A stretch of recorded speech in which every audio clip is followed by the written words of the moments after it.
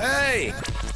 This is JJ and Alex. I made a name for myself. I told you I won't be denied. As you wrap up your day, it's time to get your fix of the teams you live for and the sports you love. This is JJ and Alex, presented by G2G Bars on 97.5, the KSL Sports Zone.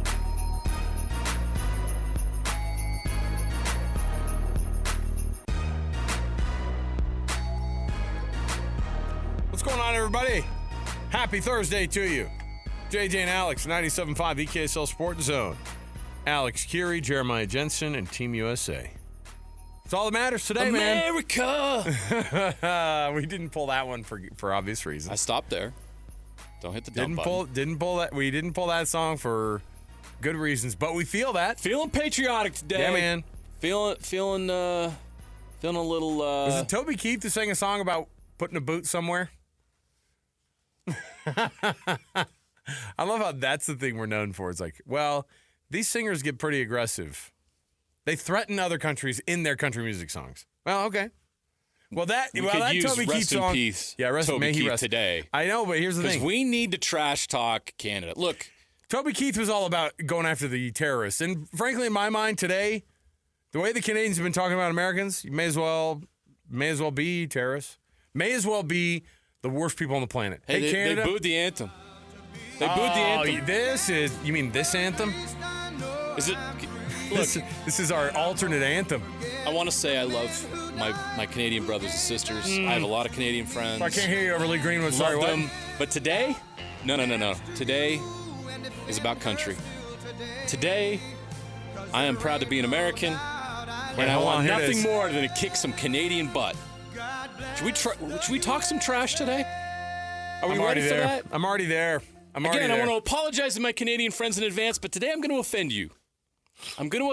Listen. Hoser, goof. Hey, I got some things to say about Canada, or should I does. say, Diet America. Oh, America Zero. Poutine. Poutine I'd eat a poutine. is better with shredded mozzarella. Oh, then the curd. Shredded mozzarella. Wow. The tragically hip, overrated. They're Canadian. Hey, you All know right. what? I mean, come on, Canada. Your most famous celebrity is A minor. Oh, wow. Wow. Did you see that Drake actually? Did you see that whole thing about him throwing a flip flop at that drone that was like spying on him on his up on his like? Sounds like something Drake would do. No, it was a massive What a setup. hoser. It was a massive setup, and like people on the video were like, we see the drone operator in the reflection of the the skyline of where you're at. You're not fooling anybody. So yeah, no, Drake just keeps taking L's, man. Well, Drake's going to be wearing a Canada jersey tonight. I hope he's. I So hope a that U.S. win is a stone cold lock. Look at that! Come on. You know what else I want to say to all you hosers out there, you goofs? Oh, let me hear it. We stole your best comedians. Oh, we did. They came here to get They work. came here, not there. I've got some Canadian-based would you rather's coming up at the end of the hour. Ooh, I look that forward may to or that. may not have to do with also some of that as well. So Can I let this all out? I just got a couple of No, jokes. yeah, no, I love couple it. of jokes, and then I'll leave all of our Okay. Canadian brothers and sisters alone. don't. You need to keep these coming. Okay. What do urine samples and Oh. Canadian beer have in common? The flavor. Oh my gosh. I had a chance to meet the Canadian military. Uh-huh. Great guy. Oh my gosh. I'm done. Good for you. I got the trash talk out of the way. I'm ready to go tonight. 4 Nations, baby. I don't think we've been this excited about a hockey game maybe ever. I was listening, I think somebody was talking about this on one of the national shows, and they were like, this is, honestly, in our lifetime, this generation has never seen a game that has meant this much in the world of hockey. No. For Americans, I mean. Because Canada's used to this, right? Canada's used to going and winning international tournaments. That's what they do. They are historically one of the best, if not the best all time, actual hockey nation. It's their sport. It's their national sport. It's their national sport. And I do feel like that we need to pay homage to the fact that Canada, you invented hockey, but we imported it here, and it's basically centered here in the United States. There are some Canadian teams, of course, but let's do the math. When Nashville has a hockey team And they love their team more than the people of Vancouver love the Canucks, although I don't know if that's true or not. Because remember when they had the Game 7 loss? Well, Vancouver's just North Seattle anyway. It really is. It really is. It's pretty, but it's definitely fake Europe and Seattle North. Absolutely. I think a lot of people would agree with you. So we're going to be chatting today. Lots of hockey talk, lots of things to get into. And really, we're going along with everybody else. We're enjoying this with everybody else out there. Americans have become hockey fans today, and that's what we're doing. The Four Nations the hockey has never been on a bigger stage, I think, for mainstream casual sports viewers than this game tonight is going to be. Right? Is that overstepping it? That's I what don't the think ratings so. tell us. That's what I think is going to happen. So we'll see. You're going to have 15 million North Americans watching that game tonight. Does Canada do the Americans boo Canada? Do you think that happens? In Boston? Heck yeah. Of course they do, but I don't want them to because I don't want them to have – I want to do the, kill them with kindness thing, which isn't really Boston's flair. That's a Canada thing. Sorry. We can't say sorry tonight. We should call up Greg Wrubell. Oh, Greg's listening right now. Greg, what are you steaming. doing? Greg, what are you doing tonight? You watching any basketball or something? Greg won't speak to me after this segment ever again. I want to know. He's like, JJ, I know, but you put cheese curds on poutine. Yeah, but I don't disagree there. I think cheese curds on their own probably are just as good as anything else on the planet. All right? Mozzarella on poutine? No, it's impossible. No. Oh my goodness. All right, we got our show to get to. Congrats, Canada and America, because if tonight was Sweden versus Finland in the championship, we would have all been lost. We wouldn't know what to do with ourselves. Even if it was USA versus Finland, I'd have been like, it's not what we aimed for. Probably would have checked out. Not as fun. Not as fun.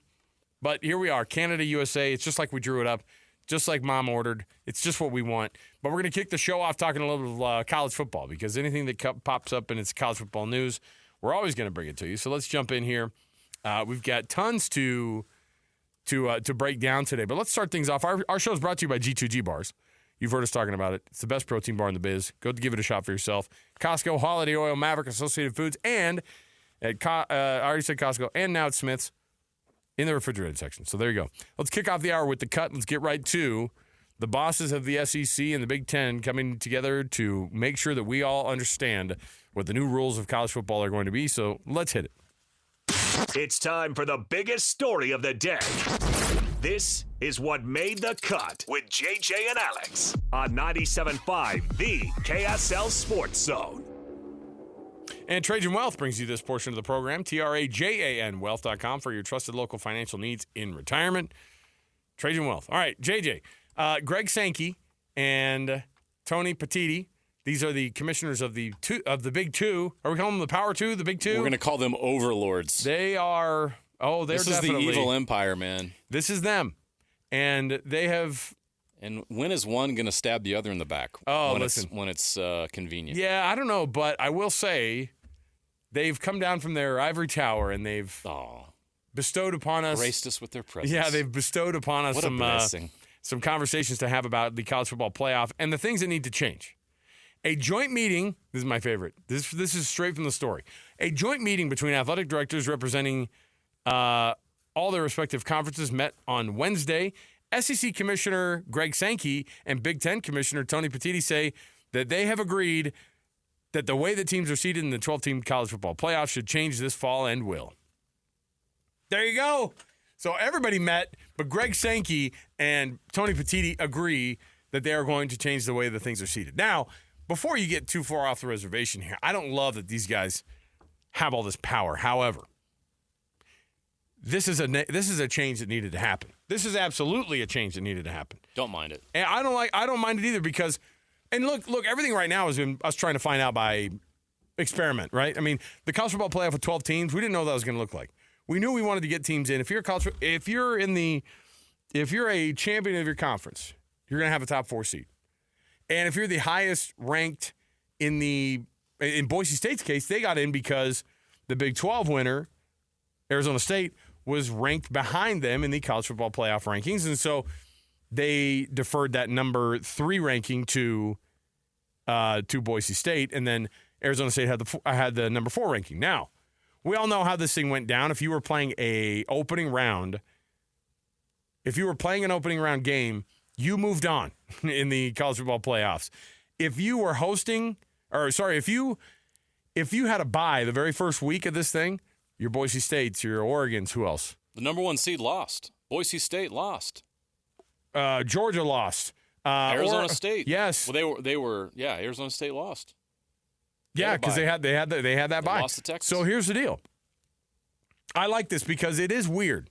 You've got to have everybody playing, and I hope this moves on to the. So what they're going to do now is go off of the college football playoff rankings, and that will be what you go with. So the college football playoff rankings. Let me look at the last one of what it was at the end of the season, because I think that this works with, like, when you go back. And by the way, one thing that the committee does well, you can go back and look at every dadgum ranking, like, of every week of every year of the college football playoff rankings. So here's what you had. Do you remember this one? Because the college football playoff rankings went like this. Oregon was 1, Georgia was 2, Texas was 3, and Penn State was 4. Now, the way that these guys would put it, are the conference champions still going to get in? Yes. They're still going to get in. But they don't get the buys. But Those they will 4 not get teams buys. would. Boise State would have. Which is funny because 2 of those 4 had the bye and blew it. Right. But I think that the way, because now in 20, how does this year look compared to what we're going to see? Does anything change this year? They say they're going to change the seeding for this year. They can change that this year. Yes, you can't change anything else until 2026. Okay, so when it comes to, we're not going to get more teams in the playoffs. and you're not going to get buys and things like that. They can't. They're not going to. I mean, the buys anything. are going to stay. The structure, the same structure is going to stay this year, but they want to change the seeding is all. That's all they can do. That's all they can tinker with, and it has to come to a vote of all of the athletic directors, or all the conferences, including Notre Dame. So that's the change that can happen. Other than that, no other changes will take place.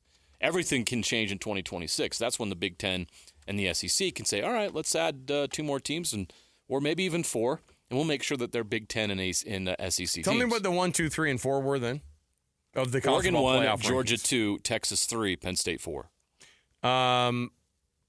Let me see here. So Penn State did not have the bye, and obviously they went as far as they did. They beat SMU. They beat Boise State. And then Texas and Penn State got dropped. Arizona State and Boise State moved up with the bye. Texas went on to win 2 games. They ended up losing to the eventual national champion.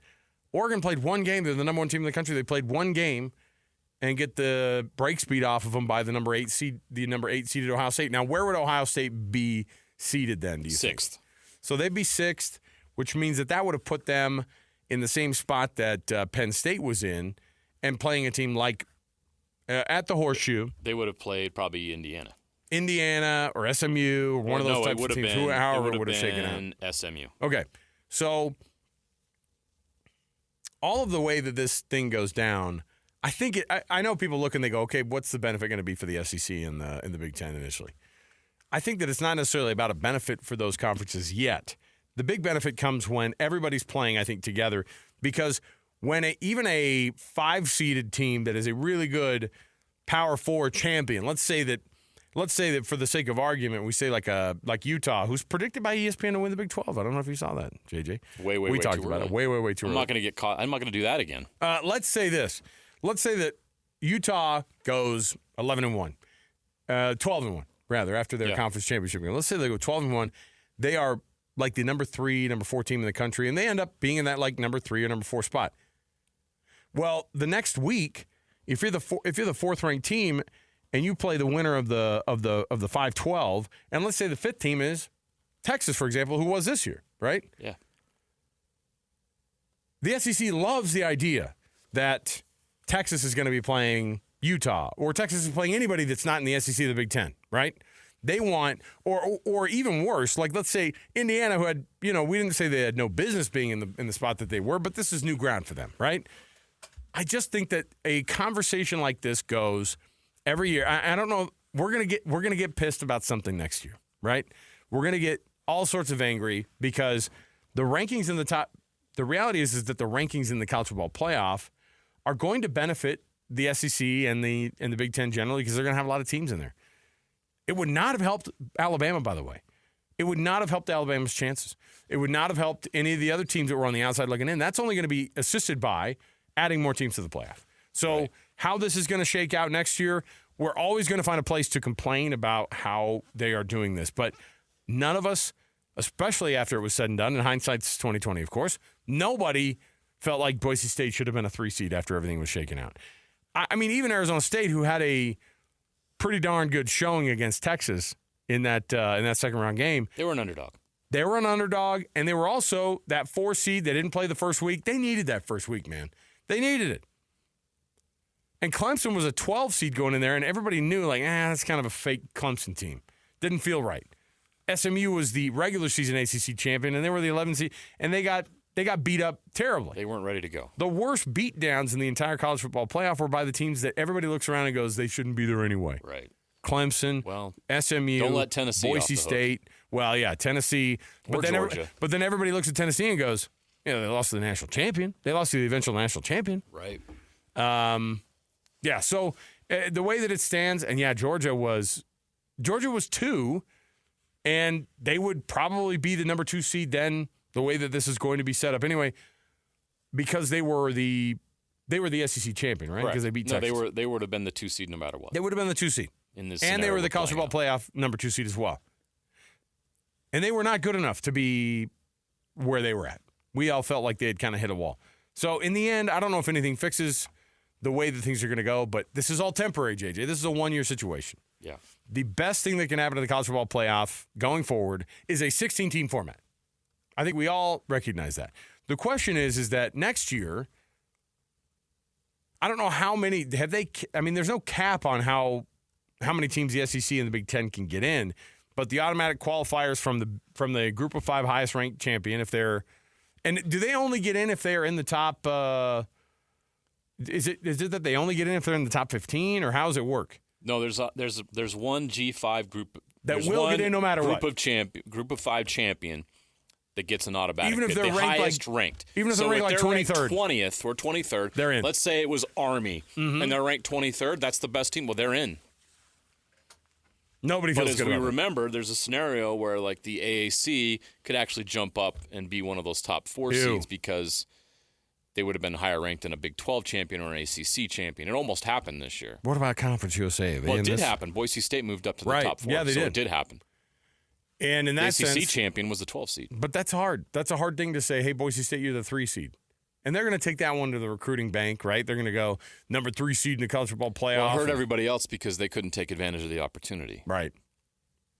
Yeah. They were overranked. That's why I'm fine with the change. Who'd they lose to? Oh, Penn State. Yeah, they lost to Penn State. They didn't show up in the first quarter, and that was it. Right. I think this is good. And it creates a scenario where you have that Cinderella feel of the NCAA tournament, because Boise State would have been a lot more compelling this year as an 11 or 12 seed than they were as the 3 seed. And look, you asked Greg. Here's something that Greg Sankey and Tony Petitti and I agree on.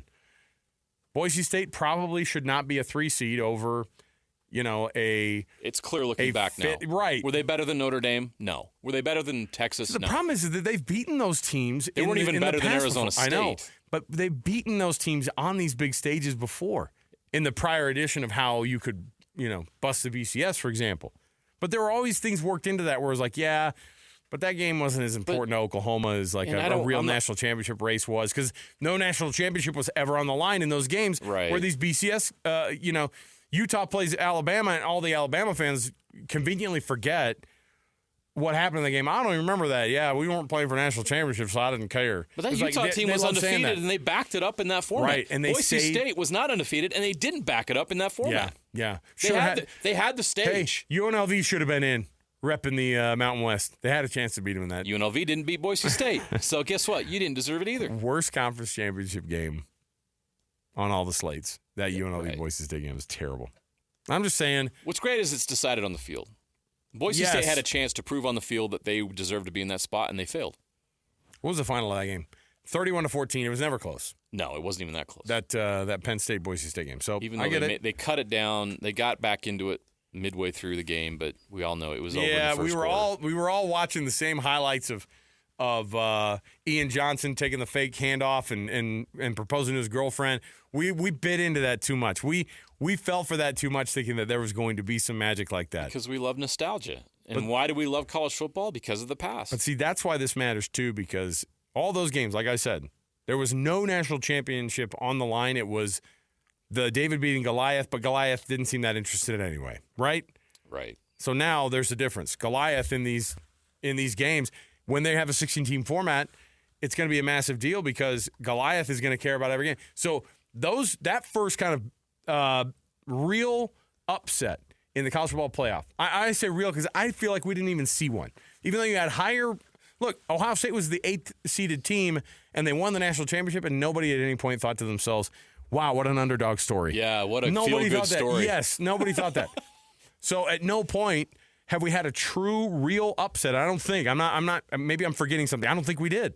We didn't. Not really. Right. I mean, somebody could say Notre Dame over Georgia. I don't buy that either. No, because we all knew saw that Georgia all Georgia's year. It's fallen like, off. what's wrong with Georgia? Yeah. So a true, like, Tulane, the 12 Arizona seed, State beating Texas would have been that upset. that would have been and a great – just quite couldn't finish it off. And they didn't do it. But when that reality hits of the first real upset that feels like a legitimate upset, then we'll go, that's why they built this. And it right? will validate it. But right now, the Big Ten and the SEC have all the power in the argument saying these non-Big Ten SEC teams didn't validate anything this year. Who was in the championship? And they're going to count Notre Dame as, they're not going to include Notre Dame in the criticism. Yeah. But where was the Big 12 and the ACC and the group of 5? It's tough. The Big 12 had one team. One team in. One team. The Big 12 has to change that next year. And you know what? They're need to get 2 in. And they're being gifted, I think, in the format that's going to be next because they're going to add 16 teams. They're going to add 4. They're going to get 2 automatic at least. And so at least there's that. All right. We'll come right back. We've got more to chat about. Cole Bagley, our Utah Hockey Club insider. And we'll just call him today America Hockey Club insider. That's right. Cole Bagley going to join us on the program next. USA. Stay here, 97.5, the KSL Sports Zone. Best coverage of the Jazz, Utes, and Cougars is right here on the Zone. This is JJ and Alex, presented by G2G Bars on 97.5, the KSL Sports Zone. With complete coverage of the Utah Hockey Club, this is Cole Bagley of KSLSports.com on 97.5, the KSL Sports Zone.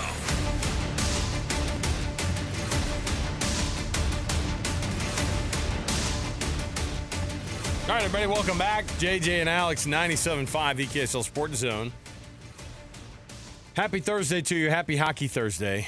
My goodness, it's a day to put all of your NHL teams aside and then replace it with the ferocity of Team USA versus Team Canada. Now, that's an interesting part of it, too, is a lot of these guys end up going back to their teams that are either in Canada or with their Canadian teammates here in the NHL, even if it's in, these American teams. And obviously all these guys on both teams are playing in the NHL currently across, the gamut of the franchises. And so it creates quite an interesting dynamic. But at the very least, this tournament has created something from a mainstream standpoint that has absolutely brought the sport of hockey into focus for every person out there. I don't care who you are. Everybody knows Team USA and Team Canada are facing off tonight for this rematch to be able to win this Four Nations Championship. Joining us on the program right now, he is the Utah Hockey Club insider for KSLSports.com. Cole Bagley, our buddy here on the program here with us. Cole, what's going on, man? Oh, it's a beautiful day, gentlemen. We got it's hockey Christmas. You got USA and Canada going at it tonight for some hardware. So it's a great day. You got any Canadian trash talk for us before we get things underway? Because this is serious. I mean, hockey's just clearly an American sport at this point. You can't even win. You can't even win at your own game in your biggest city. Like, come on. Like, who's in charge?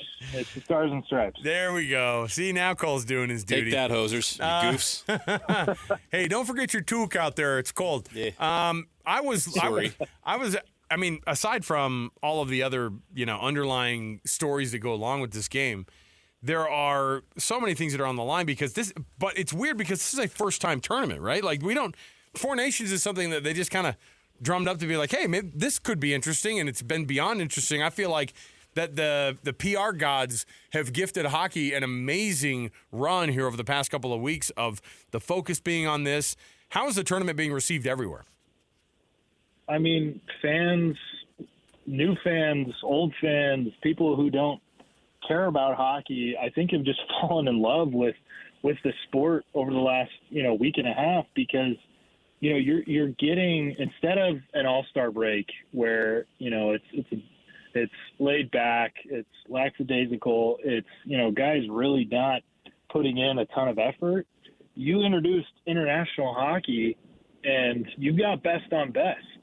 You've got, and you've got the two heavyweights. You've got Goliath going against Goliath with the United States and Canada, and that hasn't happened for a long time. NHL players have not played in the Olympics for quite a while, and these guys, it's just been this incredible buildup of passion and patriotism, and just doing everything you can to represent your country, and to accept that privilege and to really deliver. And so I think fans all over have just been very pleased, because they're seeing just real. It's real, right? It's not an all-star break where nothing matters. Like, no, this matters. This is bragging rights. This is, even for Finland and Sweden, but for the U.S. and Canada, who are the two powerhouses where, most of the guys in the league are coming from those countries, this is it. This is as big as it gets. So, yeah, it's just a tournament that got, thrown together by the NHL. At the end of the day, it doesn't really mean anything. It's not a gold medal in the Olympics, or, it's not a gold medal in the World Cup or anything like that. But these guys have taken it to that level because it's been a long time since they've had that opportunity. So it has been absolutely phenomenal. And I think it's done more to grow the game of hockey than anything has in recent history. I know coming into this tournament, you told us that the U.S. roster was the real deal. Like, this is probably the best U.S. roster they've ever had. And even then, you just assume, it's Canada. They're going to find a way. But once the USA won that round-robin game, I mean, it became clear to everybody and captured everyone's attention. But beating Canada twice in a span of a week is going to be pretty tough. How do they do it? How does the U.S. replicate the effort they had the other night and get another win and win this thing? Oh man, it's tough. I put out, my prediction for tonight. I do think that Canada gets the job done, just based on the absolute powerhouse set of forwards that they have in McKinnon and McDavid and Sidney Crosby and Marchand. And I mean, just the list goes on and on of these unbelievable generational talents that are on this roster.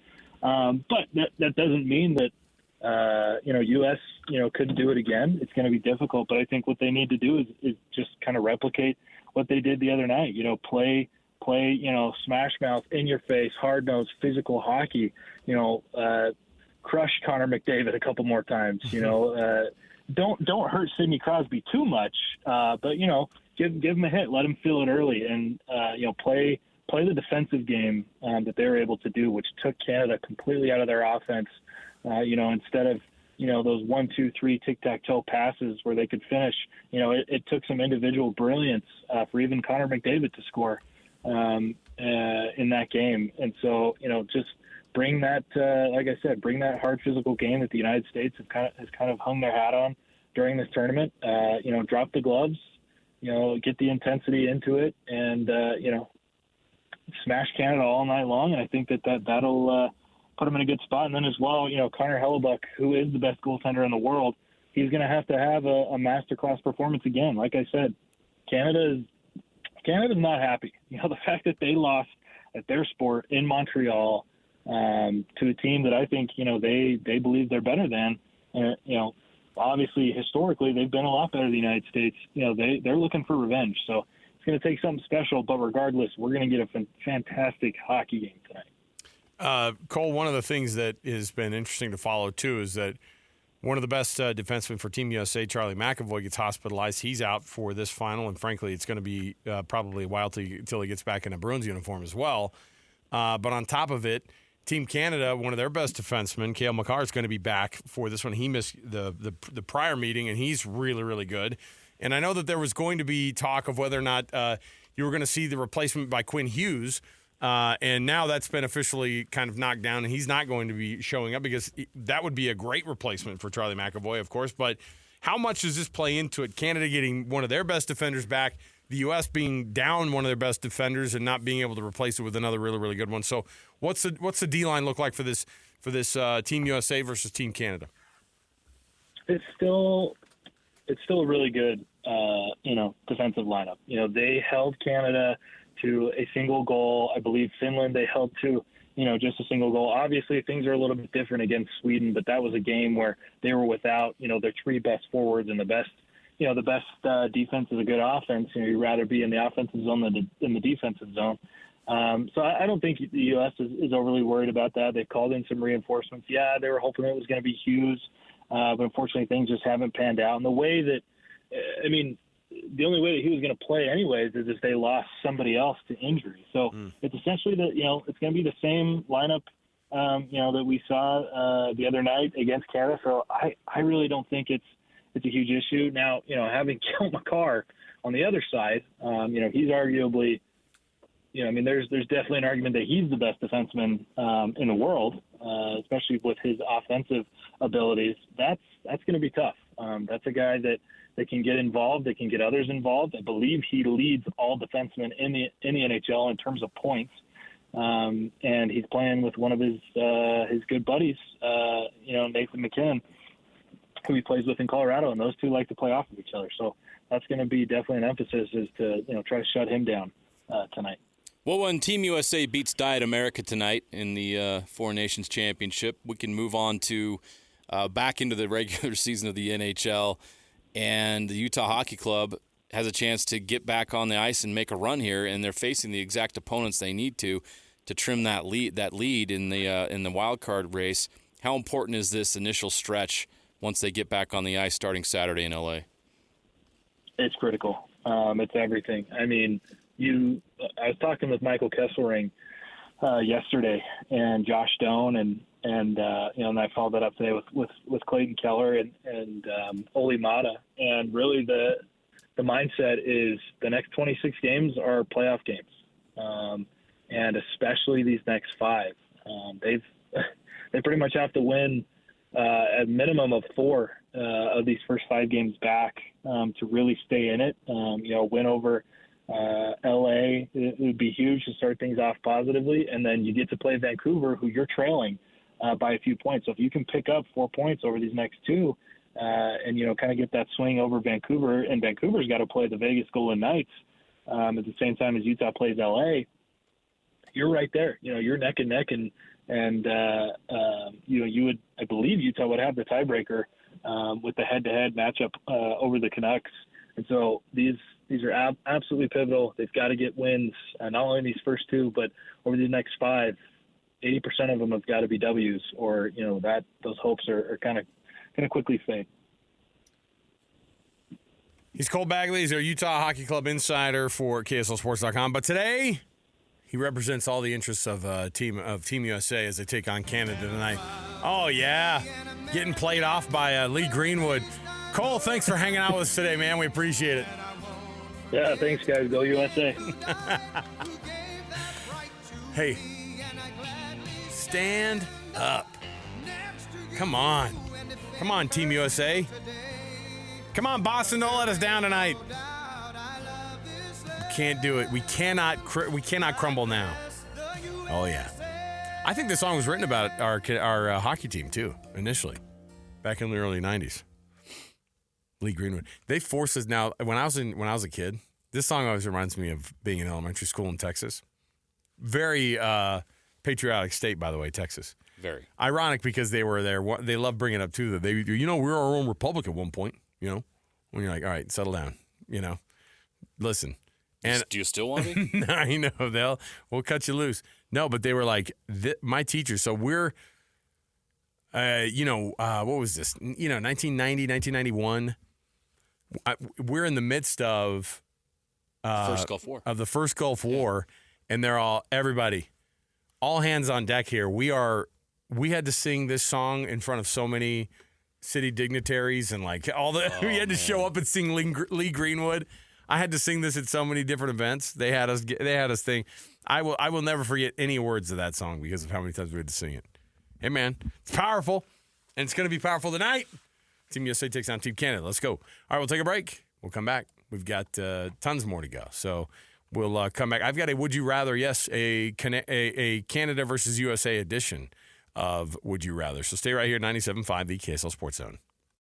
Listen, everybody. Real-life hypotheticals to get your brain churning. As JJ and Alex ask, would you rather?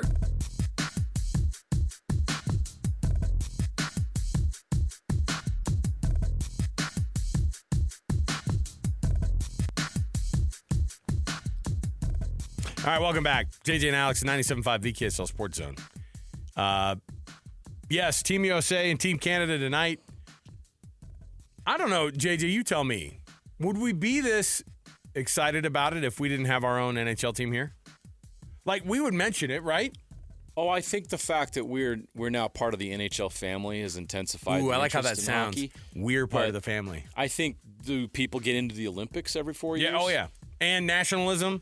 Like that's a great equalizer, right? You put the flag on a chest of an athlete, and you got everybody sucked in. I love it. The pregame, I was like getting choked up with the pregame they're showing. You know, the players are talking about it, and they got the slow motion of a guy pulling the USA sweater down, and some dad. I think they had the Kachuk's dad talking about how that feeling that he was able to play for Team USA than his boys are now. Like, I mean, I was like, I'm getting all excited about it. And I'm telling you, it's going to be something different. So guess what? In honor of that, tonight, Team USA and Canada facing off in the Four Nations final. I've got a Team USA versus Canada. Would you rather? It's a Go USA edition of Would You Rather. So here's what it is. You ready, JJ? Team USA wins tonight, but the hockey club misses the playoffs. Or Canada wins tonight and the hockey club makes the playoffs. It's a tough trade-off. That's not fair. Well, I'm asking you to. Well, I got to go. I America first. Wow! You're gonna do that to our coach, Coach Tourney. We love that guy. You have the ability to put them in the playoffs. I think you made the right decision. Team USA, let's go. USA, USA. Okay, poutine or mac and cheese? Today, mac and cheese. Oh, wait a minute. Hold on. I said Hold today, your mac horses. and cheese. All right. Poutine's really good. Poutine is exceptionally good. They do not hold the salt, by the way, on the poutine. Cheese curds and gravy and fries. On That's fries? a really good idea. I like where their head's at on that idea. Posers. The beaver or the bald eagle? Bald eagle. Come on. All day, any day. What gets Come a beaver? on. I mean, they're useful. For what? A hat?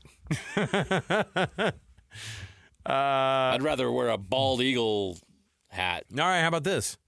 Maple syrup or high fructose corn syrup? Dang it, they got us on that one. Now, I don't know. The things I love the most in this world are first ingredient listed as high fructose corn syrup. Have you had nerd clusters before? Listen, and I'll tell you this. Log cabin syrup, that ain't made of maple. It's fake maple. It's American maple. We call it high fructose corn syrup all the way from Sorry, can't lie on this one.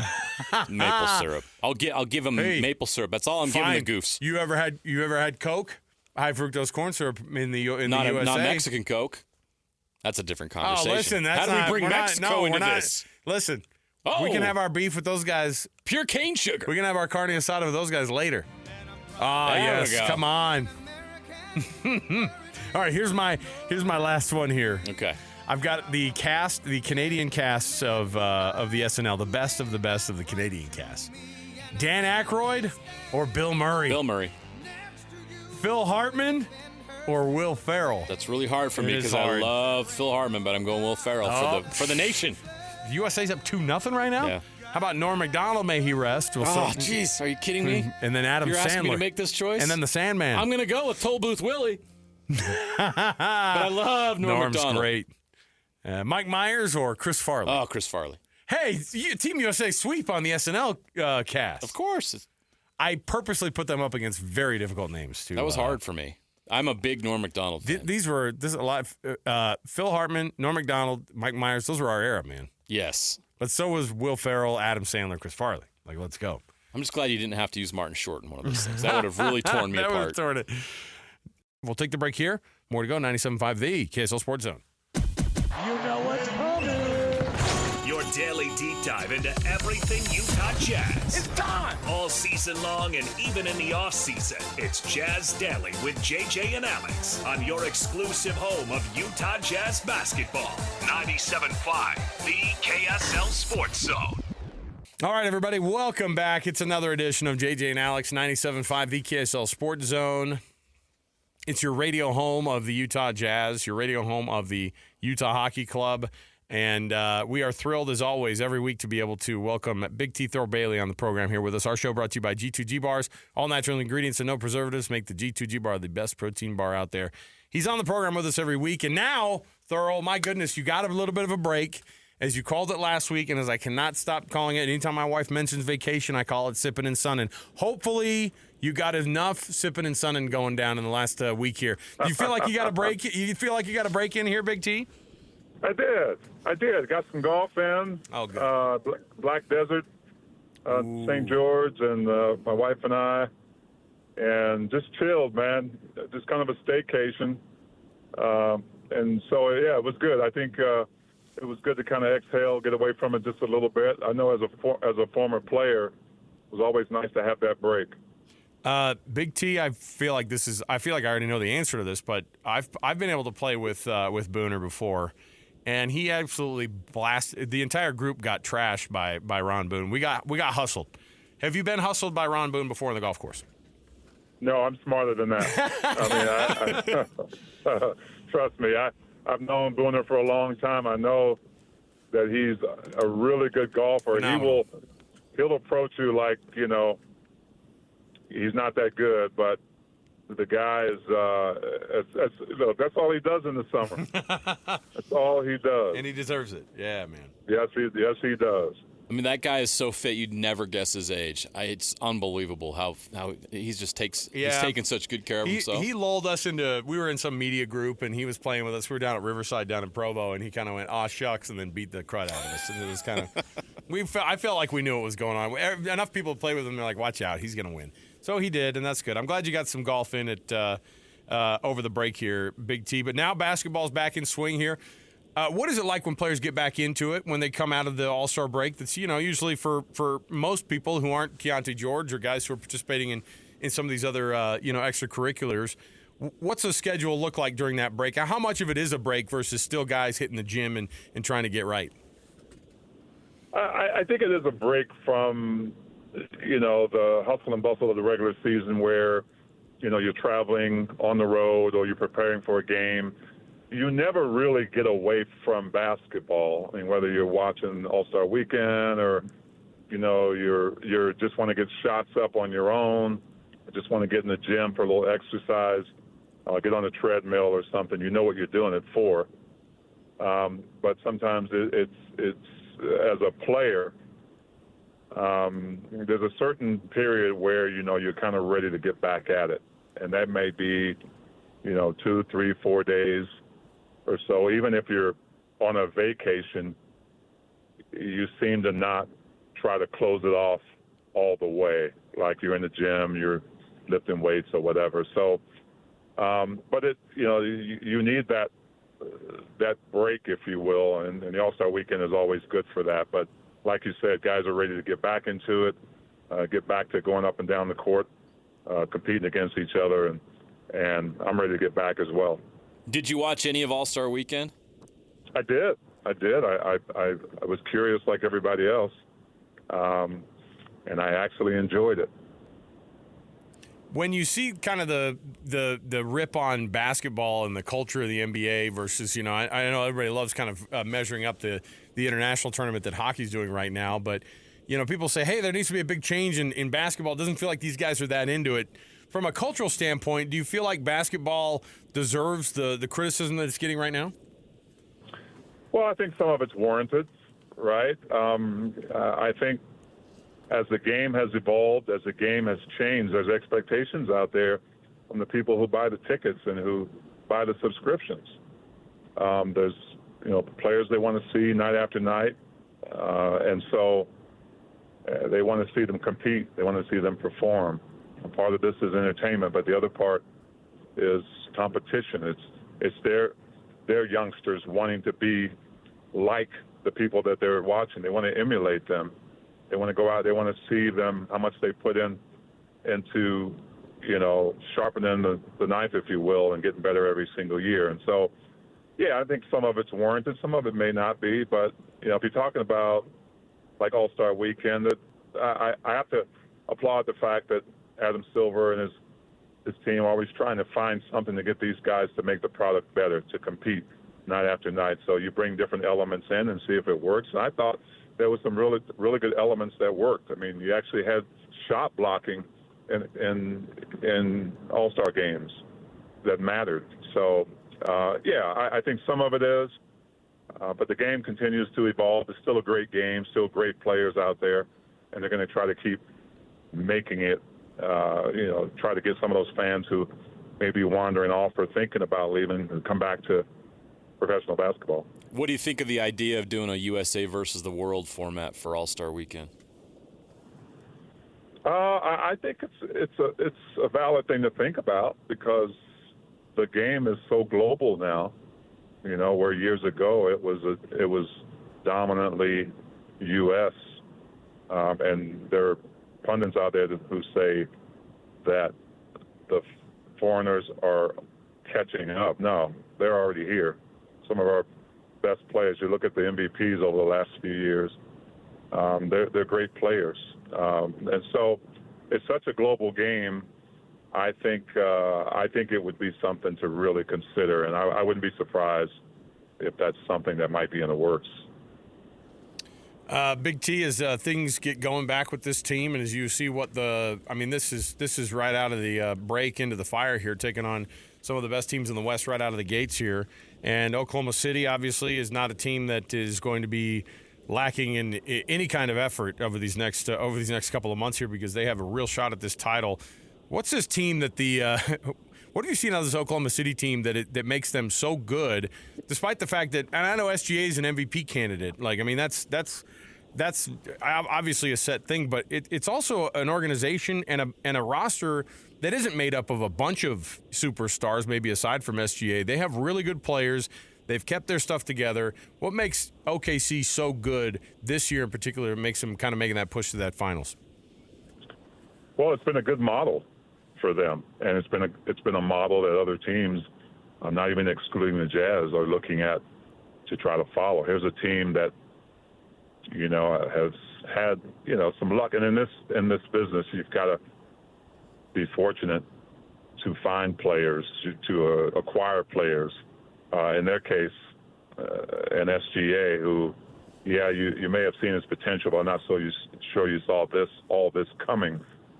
But the other part is the buy-in, right? It's the buy-in of the system.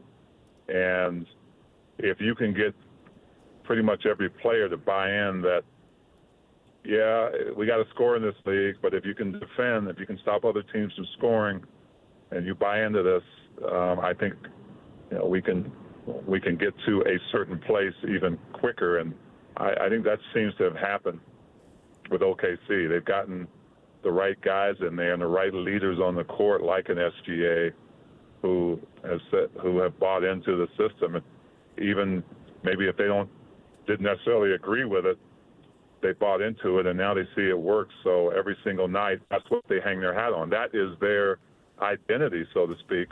And when you build an identity like that, everybody understands what their role and job is, along with the talents they have. So, they're definitely looking for a ring, and they've been able to really do it in a relatively short period of time with a young group that is just they jump on you right away. So this is the varsity.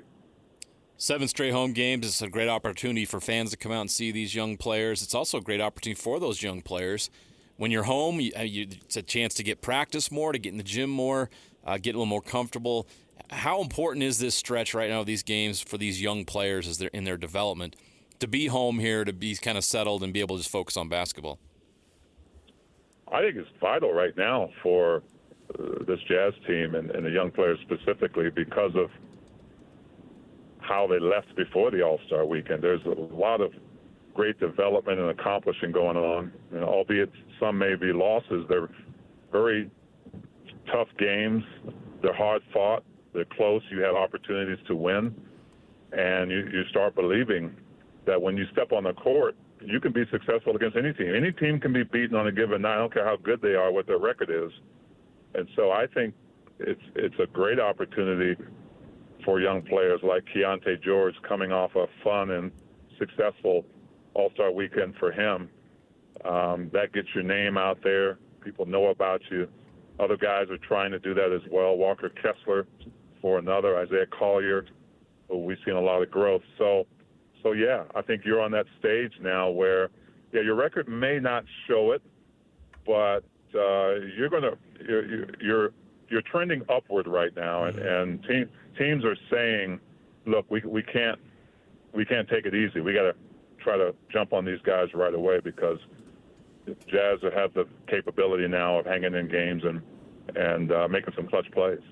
Everybody's excited about what they're seeing, I think, out of Isaiah Collier, and obviously Kyle Filipowski. Flip gets in games, and he's shown some flashes too. One guy that I'm wondering about what the next version of his development is going to be as the team tries to get him going along is the 10th overall pick, Cody Williams, that they picked up last year in the first round. And that's a guy that we saw playing a considerable amount of minutes, and it seemed like he was getting some of his feet under him. And then you've seen those minutes dwindle, and he's popping between the G League and the big team. And so when you see a guy like Cody Williams, what is it that is the thing that they're looking at for him? And obviously you don't want to go crazy and say, yeah, he's not working out. But what is the next part where you can start getting him on the track to be the best version of him on this roster? Well, I think first of all you got to be patient, right? Not every young player is on the same learning curve at this level, physically, mentally. And so in order for you to get there, you have to figure out what can Cody bring right now? What is he bringing with him? He's not getting a lot of minutes at this level, but he's absorbing a lot. And there have been signs that, Cody's got a very good basketball IQ. A lot of that's probably in his DNA. But he has to figure out what his next level and stage of development is. It's not going to be out-muscling players. It probably is going to be outsmarting players, taking good shots, and being patient with yourself, right? You get an opportunity, whether it's G League or, called up to play with the Jazz. Whatever time you get, you've got to go out and try to figure out the best Cody that night. And I think with him, a lot of it is defensively, right? He's been thrown in the fire to try to guard some great players.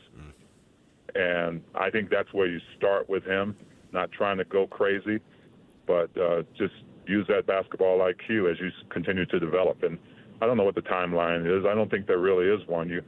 You have a guy who is young, and you're trying to get him physically prepared, but also trying to get him to learn the speed of this game. No league beats the NBA when it comes to drama and unexpected news, and we got some today that San Antonio Spurs star Victor Wembanyama is expected to miss the remainder of the season with some deep vein thrombosis in his right shoulder. A huge loss, obviously, for the Spurs, but I don't know, Thurl, you're pretty high on him, and we all are. How important is he for the future of this game? Is this somebody who could be the potential face of the league moving forward? And obviously his health's a big concern. I really think he is the future of this game when you talk about someone who is an anomaly that has the talent he has with what he has. So, yeah, it's a blow to the Spurs, but it really is a big blow to this league. And so what you hope is that he can get back to 100%. I mean, I don't think there's anybody who would rather him try to tough it out than be healed 100%, especially kind of where we are in the season right now. And you don't want to take chances with your health. And so, yeah, that kid, man, has really brought a new dynamic, maybe even a new kind of viewership to this league. And everybody's kind of wondering, well, how good can he be? And so we hope the best for him. Hopefully he can get healed up 100% and just come back bigger and better next year, because those are the kind of players if you're playing against. Those are the kind of players you want to play against. You want to see how they have an impact on this league. The lineup this year has been very interesting because Will Hardy is, mixing it up like crazy. Are we going to see a lot more of that too, and the experimenting with who's in and out? And obviously injuries have something to do with that, but are guys like John Collins and Jordan Clarkson, going to be working into those starting spots more, or is it going to be just a last third of the season where Will Hardy goes, you know what, I'm gonna set the lineup. This is my team. We're gonna get this thing. I like building my guys. What's the philosophy of building the rotation the rest of the year for Will Hardy? Well, I don't know if it changes that much because I think the Jazz and Coach Hardy and the staff have been doing a really good job of really developing the young players along with the veterans being able to do that and understanding the blueprint of the team, but also going out and doing your job. Your job is to go out and compete every night to try to win. And so, if you look at the Jazz, I think you're borderline, 30 different lineups throughout the season. And so, that's pretty much along with the blueprint of a team that's trying to build its young players, but also as a veteran, right? You want to continue to prove your value in this league, and the fact that, you've bought in, but you're still getting paid to do your job. So, I'm not speaking for the coaching staff, but I'm not sure I see a lot of it changing because you put, a team out there that you hope will go out and compete and try to win games.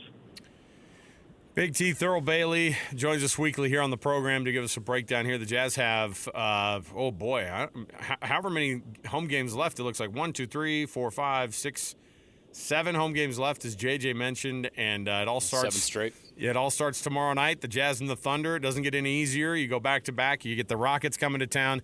Big T, right back into it, man. But you're built for this. Thanks for hanging out with us. Hey, anytime, baby. Sipping and sun is over. Oh, back to work. Back to the bad roads. Grind. All right, there's Big T. Thanks. He's out there driving on the bad roads too, like just lamenting not being like in Black Desert. Yeah, man. Vacation's over. Oof. Lots going on. Yeah, it's going to be an interesting stretch for the Jazz. Ben Anderson wrote about this on KSLSports.com because they're playing a lot of home games in a row, and that leads to the possibility of winning games, which is not the goal right now. So, well, the Jazz haven't been particularly good at home this season. That's true. But they are playing some really good teams at home. It's a tough schedule. Yeah, and it doesn't. Look, they're going to start things off with the Thunder and the Rockets. And then what are the Rockets in the West right now? Are they're fourth? Fifth. It's a really good team. So the Trailblazers are actually playing decent. The Kings are not going to be an easy out. The Timberwolves come to town, and then there's always something to prove there. And the Pelicans are a bad team. So Pelicans-Pistons at the end of that stretch, although the Pistons are much improved. You can't afford to beat the Pelicans, or you can't afford to lose to the Pelicans. You can't afford to beat the Pelicans. I'm confused. What are we doing here? You can't afford to lose to the Pelicans in the race to the bottom, JJ. That's right. You have to lose that game. Oh, my goodness. Everybody's out with the flu or something. Come up with something. You can't beat the Pelicans. It'll kill them. It costs you some ping pong balls. This is so weird. I hate that we have to do this, but it's the reality. Yeah. All right. So we have the Hercules Hero of the Week, and I have an actual winner that we get to read off, which is always fun. Every time you come in, it's usually on a Thursday, and we get to roll out these winners usually right here. Cade Mitchell's the winner. He's nominated by Crystal. It's a short and sweet one here. Cade coaches Little League Baseball. He's an amazing coach. This year, he's going to be coaching 2 Little League teams. That way, he can coach both of his sons. I love it. Cade is the winner of $200 to Beehive Meals and, of course, a gift card courtesy of the folks at Hercules First Federal Credit Union. Haley, we get stories like this every week, and it's across the board, whether it's somebody coaching their own kids' team, whether it's somebody who has been coaching kids' teams in the community for 20 years. It's awesome. And so people can go. They can nominate online. Just go to HerculesCU.com. They have the tab right there that clicks them over. You can also go to KSLSports.com/contests. Find the Hercules Hero of the Week logo right there. Click on it and nominate that person who does an awesome job so we can honor them right here in their community. So another winner in the books. So there we go. Haley, thanks. We appreciate your help today. All righty, HerculesCU.com. We'll come back. We've got more right around the corner. Don't miss any of it. Stay here at 97.5, the KSL Sports Zone.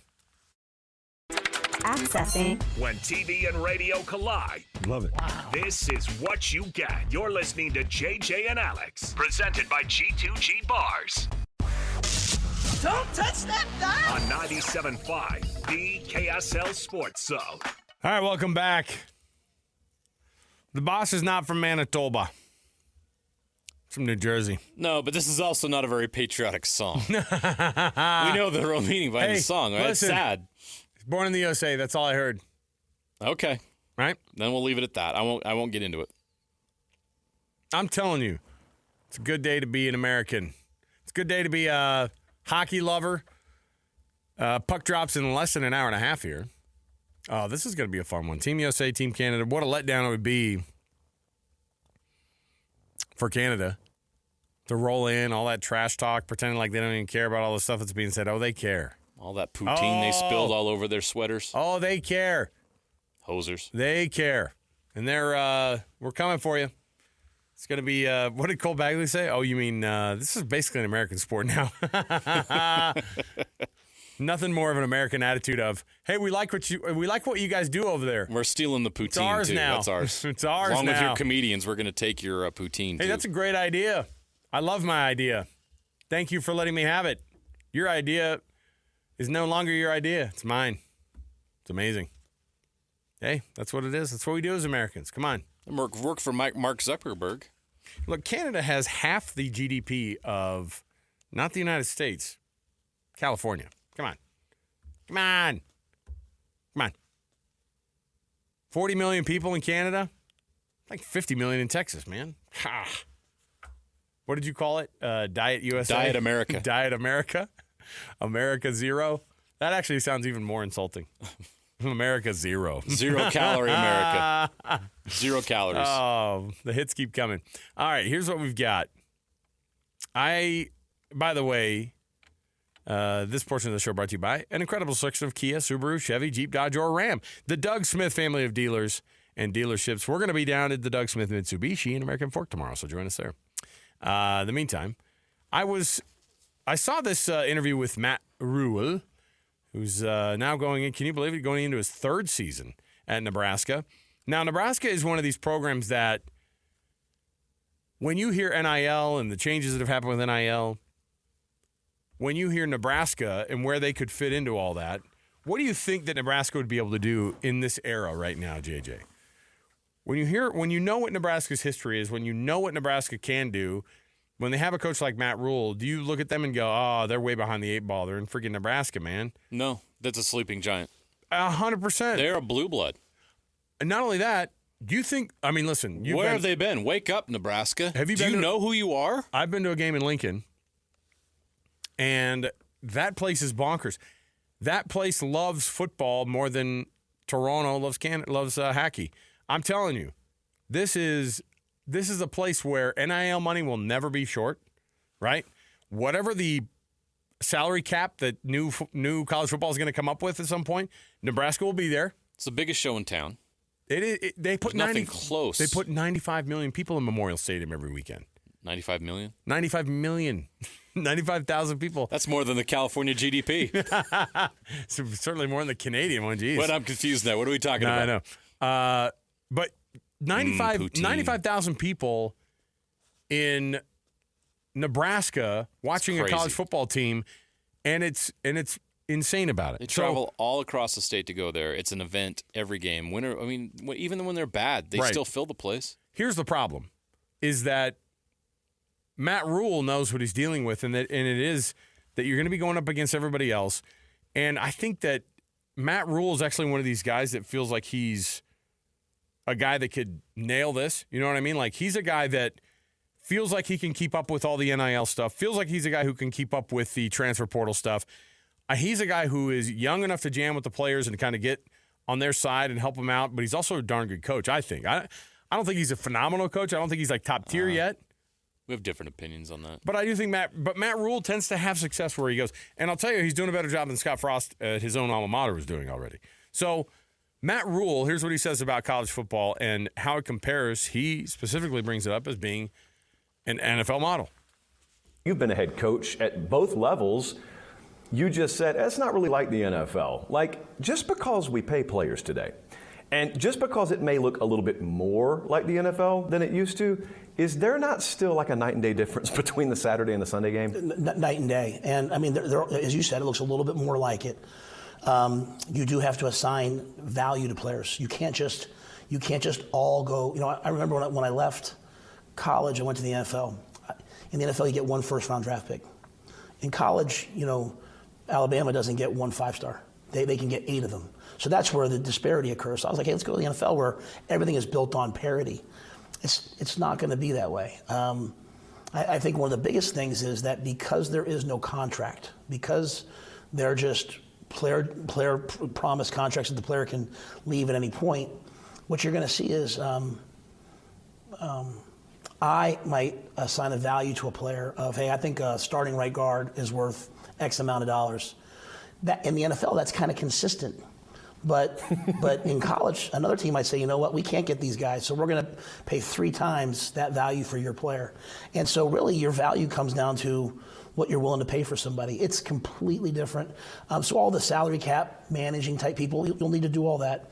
But at the end of the day, at the core part of the day, it's going to be about each coach having to make a decision every year about which players am I willing to keep, which players am I willing to walk away from, and am I thinking of this in a 1-year increment? Am I thinking of it in 3-year increments? Now, if they ever did go to contracts, it would be completely different. And then if everything gets leveled, it still comes down to recruiting. It still comes down to the player saying, hey, what's the best fit for me? What's the best opportunity for me? You know, the days of teams loading up and having a great second team, because that's usually the difference, right? The best programs have the most depth. But now teams are going to buy away their depth. Hey, why be a second string guy there and make $200,000? Come be a starter for us. Maybe it's not as good a program. Maybe it's not as good a league, but come be a starter for us and make $500,000. And not many kids, some kids will, but not many kids are going to turn down, you know, that much of an opportunity change. And so it's really going to come down to who's the most creative. It's always interesting to hear them throw money, like actual figures around, right? And I don't think he's doing it like as a perfect, like, oh, here's an exact kind of, but why not? Like if he's talking about. I think he kind of is. I think he might be sort of showing his hand a little bit. If you're able to offer backups $200,000, but, you know, if they feel like they can get it somewhere else. Now, Matt Rhule makes it sound like, you know, as a coach, I got to make the decision. How long do I want this kid here? By the way, the kids are making those decisions too about you. And so that two-way street actually makes it a little bit more interesting. And the fact that the players are going to have a say as much as the coaches do on whether or not they're going to be in that program. Before, the coach decided what your college football fate was going to be. They had even down to you had to get the sign-off of the coach to be able to transfer. You remember those days? Oh, yeah. You had to be able to get the... You couldn't transfer within conference? No, there was all sorts of crazy stuff. And it was all based off of a system that benefited the university and the coach specifically. And that was it. Now the players are there. And Nebraska, it is a difficult decision to make. That doesn't mean it's a bad one. It also doesn't mean that that the sport has gone to pot. You know what I mean? Like that the sport's it's better than it's ever been. Of course it is. No people are watching it more than they have now. What a year last year was watching. Right. I enjoyed college football as much as I ever have. So last these year. coaches have to do more work with more staff, and by the way, with a bigger budget, right? To be able to figure out what that roster looks like. It's going to be very different. Ask basketball, who's been trying to juggle strange rosters at the collegiate level for a long, long time, because you had smaller amounts, right? You had these you have smaller amounts of players. So one guy leaving is a massive impact. The guy coming in was a coup. You know what I mean? Like that one impact guy. Well, now you're talking about. Yeah, it is important to have those superstar guys. And I love that the other guys go, well, you know, Alabama gets all the 5 stars that they want. Not anymore. Not anymore. That's the point. Is that, and will it bring parity? I'm not sure. Slowly it will, yes. Not yet. But if somebody goes, put me at this small unit, put me at Washington State and give me an unlimited budget and I'll be a champion. It's like, I don't know if I believe that. Right? You know what I mean? But we've been proven wrong. Why at Wazoo and not in the middle of Nebraska? They're the same in terms of landscape, right? Yeah, I mean, geography never kept lot of champions from being built. And do you think that these kids care about history and blue blood and Tom Osborne? Osborne? No, it's tough. But do they care about those things if the number one thing is how much am I going to get? They're not. No. Half these kids are coming into Nebraska in the next couple of years. Wouldn't even know who Tom Osborne is. No, it's not helping you. So I don't think that this is. BYU's had to go through that transition. Of course. Right? I don't think BYU's pitching 1984 to their recruits today. It's quite different what they're pitching, and it's working. And guess what? They have competitive pay. I mean, that's what you do when you're an employer, right? Hey, we have competitive pay and benefits. Come join us. Come join our team today. Strange, right? Here we are. Yeah, look, if you're BYU and Utah pretty soon are going to be putting those signs next to the freeway that say, "Hey, local investor wants to hook you up. You can make as much as $10,000 a month." You know those handwritten ones that are just I can't believe all those amazing opportunities are available from those signs on the road. Whatever the real estate scam is of the day. I mean, that's awesome that people are calling that number and having amazing livings. Good job. Call me. My name's Kalani. I can hook you up. You a good football player? ? They scribble it on a sign next to the freeway and stick it in the How much you weigh and what's your 40 ton? But that's what it is. Hey, what are you going to do for me? Well, what are you going to do for me? See, that question has never been. It's a new world. It's barely ever been asked before. So, and it's interesting that we talk about Bronco Mendenhall and what he's trying to build at Utah State. He's had to completely change his approach. I mean, Deion Sanders won't even leave his office to go recruiting, but you know what? It kind of works. It's kind of working right now because he doesn't have to do that anymore. It's like, okay, well, this is a guy we like. I'm Deion Sanders, and we can offer him this amount of money. Take it or leave it. Like, it's kind of changed the game. And for these coaches and for these athletic departments, it's adapt or die.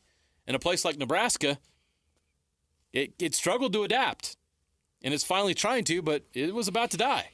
Yeah, the good news is, if you're a Nebraska fan, Matt Rhule could talk about how difficult it is to try to balance these things, but Matt Rhule is going to have the problem of having a big budget and having to balance it. He may have the resources to pull it off. He will. Not everybody will. Of course he will. Yeah. All right, we'll take a break. We'll come back. Hey, speaking of college football players, I'm glad we're having this discussion next because you look at it and you're like, oh, my goodness, how on earth did we get here? The latest out of Miami. Maybe Carson Beck regrets moving down to South Beach. Stay with us, 97.5 The KSL Sports Zone. Ladies and gentlemen, the biggest name. You're locked into JJ and Alex. With the insight and analysis on the teams you can't live without. Presented by G2G Bars. This is 97.5, the KSL Sports Zone. Miley's American, right? I think if it, what's the Friday girl? Isn't she? She's Canadian, right? As long as you're not playing the Alanis Morissette this hour, Alex, our producer, you're staying all right with us. Just be glad you didn't date Alanis Morissette back in the day. No bare naked ladies on this program for the next day, okay? As we get ready to take out, they're Canadian, right? They are. Okay. Who did you say earlier? Another Canadian group? Tragically Hip. Yeah, Tragically Hip. They're neither tragically nor hip. Mm-hmm. Well, it's all America all day today. Of course, right? I can't badmouth Rush, who's probably the greatest Canadian band of all time. Yes. Well, I will say this, and I actually can't hate on. Listen, our favorite Canadian, who we just heard from, Andre Tourning, Bear. I could never hate Bear. You know what I mean? Like, why would we want to? Even just today, short term, can't do it. I'm just glad he's not in the room. Yeah. There was a lot of. Tomorrow we split right, I go, hey, coach. poutine. I go, today, coach. No. Do they eat poutine in Quebec?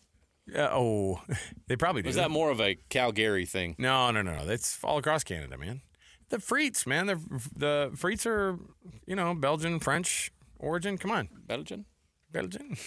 Listen, I'm glad we had this discussion, though. Smoking a pancake? I thought he was Dutch. Yeah, he's Dutch. He's not Dutch. Belgian. Who's Belgian? Oh, waffles and frites over here. Yeah. No, sorry, that's a Dr. Evil thing. another Austin Powers reference that you have to bring up. I'm sorry. All right. No, it's fine. Mike Myers is Canadian. My goodness. So here's what I've got for you. First of all, we're going to have some breaking news in the next couple minutes here. We got something to roll out here for you. But before we get to it, and before we get to Haley from Hercules First Credit Union, Miami quarterback Carson Beck, if you'll recall, he's now Miami's quarterback, Carson Beck. Apparently, he and another teammate had their cars stolen. Multiple cars. What college kid do you know that has multiple cars? What college kid do you know that has multiple cars, and one is a Mercedes GLE 350, and the other is a Lamborghini? Whoa. Carson Beck's Mercedes and Lamborghinis were both stolen overnight in South Florida. Dude. This is the most 2025 college football news I've ever heard. Carson, what are you doing? Hey, if you got it, flaunt it. He went there they even said he's getting basically double what Cam Ward did, which is in that $2 million range. They think Carson Beck was getting about $4 million for his year of service, and he went out and spent it on a Lamborghini. I'm assuming the Mercedes was prior, that was Georgia money. You know what I mean? The Lamborghini and the Mercedes both stolen from a college quarterback, and we're not talking about there's a college quarterback with a Mercedes and a Lamborghini. We're talking about how dare they? How dare they? How dare they steal those kids' hard-earned Lamborghinis? You know how old I am. I'm thinking, why did you buy those vehicles? No, I know. They lose a. I know you're an old guy. They lose appreciation the second you leave the lot. You're like me. What you should have done is you should have taken that money and got a gold-tier checking account at Hercules Credit Union. That 4.25% APY right now. That's what we call a segue. That's what Carson Beck should have done. That's what we call a segue. We'll come back. We've got more. We've got some breaking news when it comes to baseball and a television partner. Stay here, 97.5 The Casual Sports Zone. Your home for the best coverage of the Jazz, Utes, and Cougars is right here on The Zone. This is JJ and Alex, presented by G2G Bars on 97.5 The KSL Sports Zone.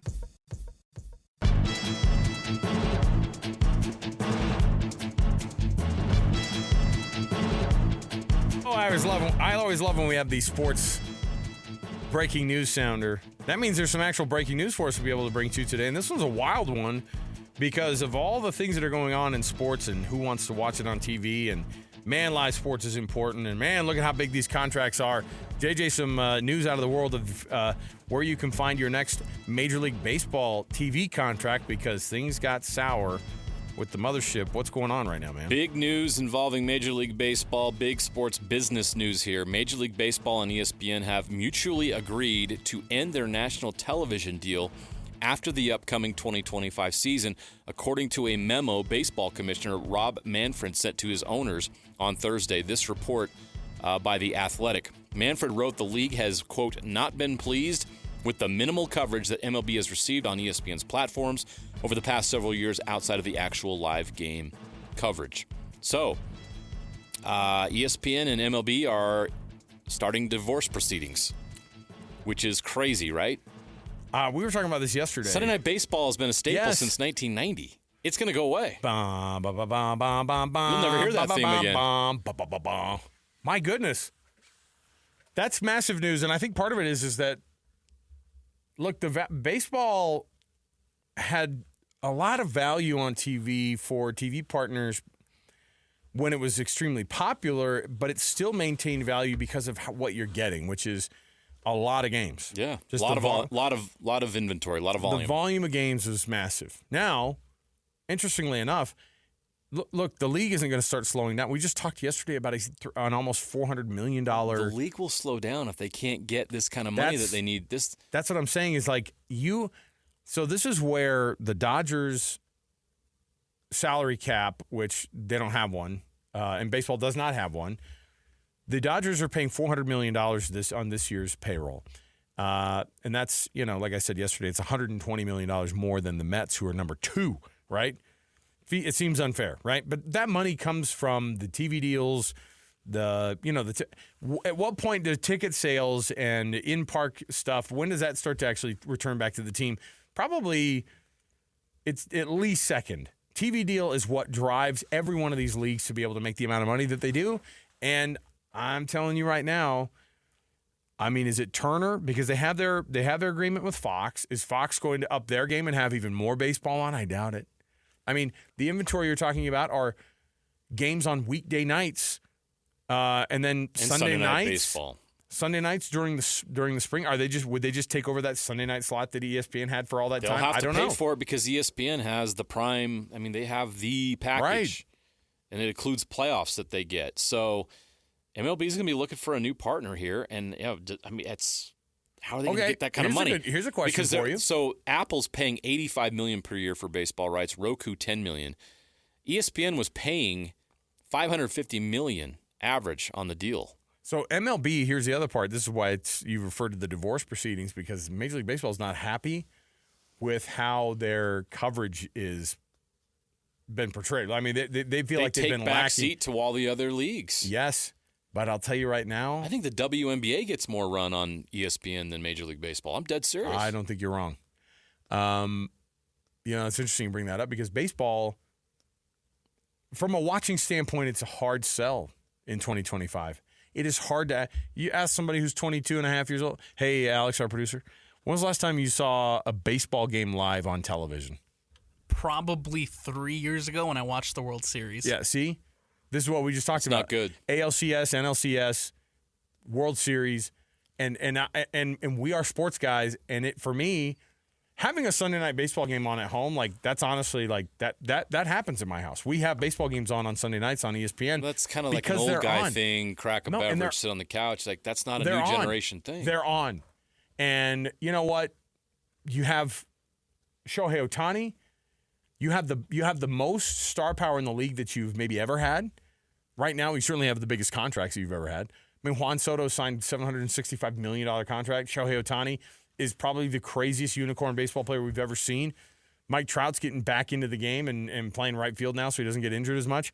And now you're telling everybody baseball might not have a home on TV if they don't get their crap together? Well, keep in mind that Major League Baseball already took a hit because all the regional sports networks went belly up. And same problem that the Jazz had, right? And NHL as well. A lot of them had to go back to local TV stations to try to make it work. And they lost a lot of money there. And now if you're going to lose ESPN revenue, they better have a partner, because if they're going to lose $400 or $500 million a year, things get different for baseball. A lot different. I think you can piecemeal this thing out. Look, Turner just lost its big chunk of money from the NBA, right? But does Turner want to go all in on baseball to make up for it? I don't think that necessarily they go all in. Their play is college football. But they've also had... That's where they're going. But baseball's been a thing that, for them, Turner's had obviously think about Ted Turner. I think at one point he owned part of the Braves. WTBS, that's what I mean. Right. There's Braves fans and Cubs fans all across the country because of that. WGN and WTBS had Cubs and... growing up, I watched Cubs and Braves games. You know what's funny is I'd get home from school and I'd turn on WGN. I mean, you have cable. We all did. And Bozo the Clown would be on. And the days that it wasn't Bozo, it would be the Cubs. And I'd be like, the Cubs are... Harry Carey's taking over Bozo the Clown. Come on, man. All right, Harry. Yeah. No, the... Pop open a cold one. Time for Cubs baseball. He's all... Holy cow. He was a character. I'm telling you, though. How'd my shirt come off? The TV world of baseball has gotten... It's drying up. It's gotten... Is the point. It's drying up. This is the most difficult wrinkle that they have ever faced. Baseball... And the commissioner is so upset and frustrated by this, he had to send out a letter to the owners. That said what? And they want this video. They're throwing darts at ESPN. They're panicking. Yeah. Piecemeal it together. Imagine you wake up one day and you can't remember where you put your $500 million. Right. That was in my wallet, I swear. Here's the thing. Fox already has so many irons in the fire when it comes to college football and the NFL that when it's that time frame, look, it makes sense in the summer, right? It makes sense in the summer. When it starts to get complicated is the end of August and early September, when you're trying to balance those things. And yeah, they do that anyway, though. They took shots here at ESPN. Oh, I love it. Oh, I love the drama. The commissioner took shots here at ESPN. Let me hear it. Third, so he made some points. I won't go into all of this, but this is the one that's particularly pointed. He went on and explained all the ratings for Sunday Night Baseball, for the Home Run Derby, and all the stuff that ESPN has the rights to went up. But here he's saying, we do not believe that pay TV ESPN's primary distribution platform is the future of video distribution, or the best platform for our content. As of December 2024, ESPN was available in 53.6 million homes, down from its peak of over 100 million homes in 2011 and 69 million homes when we struck the current deal in 2021. Yeah, ESPN's losing subscribers. He took a direct shot at ESPN. They've lost half their audience since 2011. I mean, it's tough. Linear TV is it's everything's fragmented. Everything is fragmented. So Rob Manfred said we don't think pay TV is a thing. Like, come on. Yeah, that's exactly what he just said there. We don't think that this is a. It's like, hey, dude. So what is the thing though? Where are you getting your $500 million? Because you're not getting it from streaming. And by service. the way, you only got 80 from Apple TV. Streaming ESPN has kind of been the only way that people have been getting ESPN in the first place for a long time. I mean, it might have it on some cable services or dish services, but so many people are like, "Oh, sign in my ESPN thing and we'll watch the game." Okay, here's my question for you. So who even does Carl Ravitch is still the guy at ESPN who's the studio host. Buster Olney, Tim Kirkchin, who's like kind of a emeritus status now, is like a baseball guy. But David Cohn and Eduardo Perez, who do the studio commentary or the TV commentating, are those guys all out of a job now? John Shambi does the. At least he has done it recently. Yeah, and I think he fills in when Ravitch is gone. But yeah, I mean, what is this like? It'll rattle everything. I mean, obviously, a lot of guys' jobs at ESPN are going to have. I mean, they're not going to have baseball. Is Jeff Passan going to be the guy still? I mean, like, yeah, I don't know. Well, I think this is a. And trust me, I know how this works. If ESPN doesn't have a financial stake in baseball, they will ignore baseball. Gone. There's a reason why ESPN pushes the SEC. Because they have a financial incentive to do so. And it's messed up, and I hate it, and it should make you sick. But that's why ESPN is constantly pushing the SEC down everyone's throat, because they have a financial stake in it. So when baseball is no longer under their umbrella, they will not care about baseball. Wow. So if you're a baseball fan, some interesting news today. Is this the beginning of the end of the Yankees? I wouldn't go that far. It'll be very interesting to see who their new partner is. Yeah. Somebody might be able to get how much they're going to get, because if they don't get much, it's really telling about the future of sports, television, and how much money is going to be paid. Hey, Alex is Lloyd's in there, right? He can listen. Lloyd, can we add another streaming partner? Yeah, man. Yeah. You're home. I know. What channel are we going to put him on, Lloyd? You know what? Hey, you know what? I don't know if there's going to be room, but we'll figure that out when it happens. I think we'll deal with it later. I think 102.7 has a third HD channel we can put it on. Listen, I want to be able to. I don't care. I'm with Lloyd. Put it on and then be like this. Stream it. Boom. Could you imagine the streaming emails we get after that? Complaining about the camera we just stuck behind home plate. Could you get me that Mets game from 2014? Your screen's not working. Oh my gosh. Okay. I can't even watch my kid play baseball. This is Mike Trout's mom. This is what we're turning it into, though. We'll start bidding. I'm fine with it. Let's go. All right. So there you go. There's the news. ESPN. End of this year, then, right? One more year of Sunday Night Baseball on ESPN, and they've just They've just straight up split on the last 3 years of the deal. So they just said, "Oh, we're out." Gosh, who pays child support in that weird divorce? Crazy. Probably Fox or TBS. Can we have weekends on Fox with you? Yeah.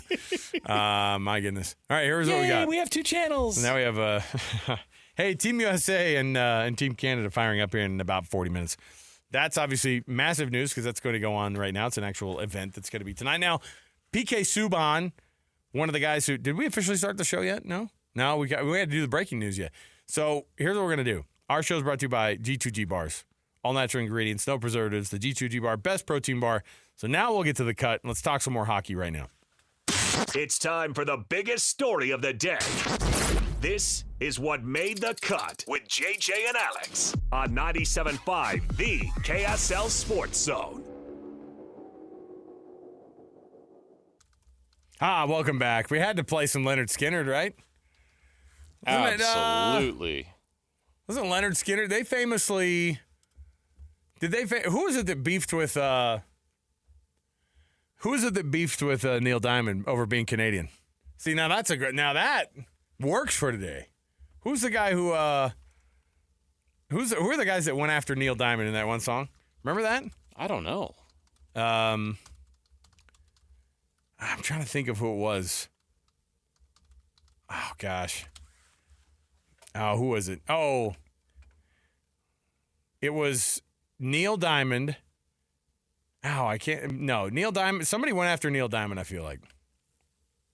You don't ever go after Neil Diamond. He's a national treasure. No. That's who it was. It was a Canadian band went after, some Canadians went after Neil Diamond.